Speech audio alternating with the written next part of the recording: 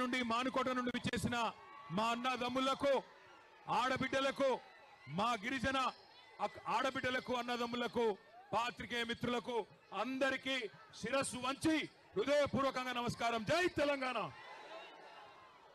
14 ఏళ్ల కిందట, సరిగ్గా 14 ఏళ్ల కిందట ఇదే మానుకోట ఆనాడు తెలంగాణ ఉద్యమంలో ఒక పెద్ద మలుపుకు కారణమైంది.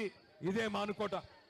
మళ్ళీ ఈరోజు ఈ కాంగ్రెస్ ప్రభుత్వానికి నియంతలాగా విర్రవీగుతున్న ఎస్సీ ఎస్టీ బీసీల భూములు గుంజుకుంటా ఏం చేస్తారో చేసుకోండి అంటూ విర్రవీగుతున్న ఈ కొత్త నియంత రేవంత్ రెడ్డికి బుద్ధి చెప్పేందుకు కదిలి వచ్చిన మా తోబుట్టువులందరికీ పేరు పేరున హృదయపూర్వకంగా నమస్కారాలు.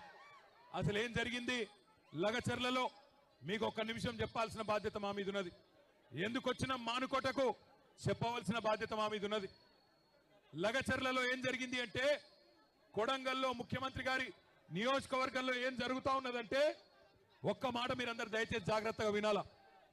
9 నెలలుగా లగచర్లలో, దుద్యాల మండలంలో, కొడంగల్లులో అక్కడ ఉండే గిరిజన రైతులు, అక్కడ ఉండే దళిత రైతులు, అక్కడ ఉండే బీసీ రైతులు తిరగబడ్డారు ముఖ్యమంత్రి మీద.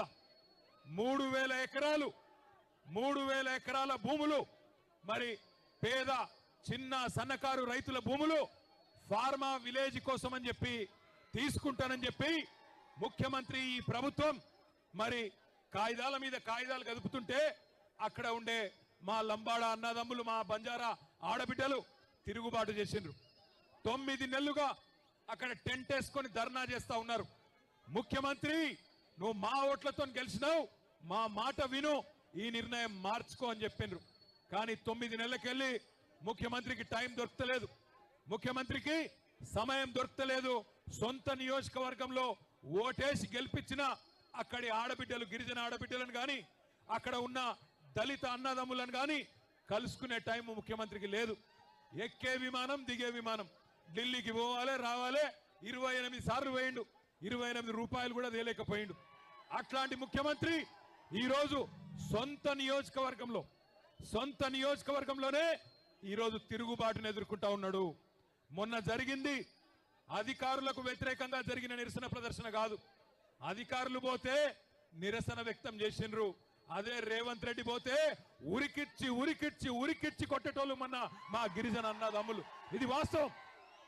ఎందుకంటే మీకు తెలుసు, ఇదే భారతదేశంలో ఈయన కంటే నేను చాలా గొప్పవాడిని అనుకునే నరేంద్ర మోడీనే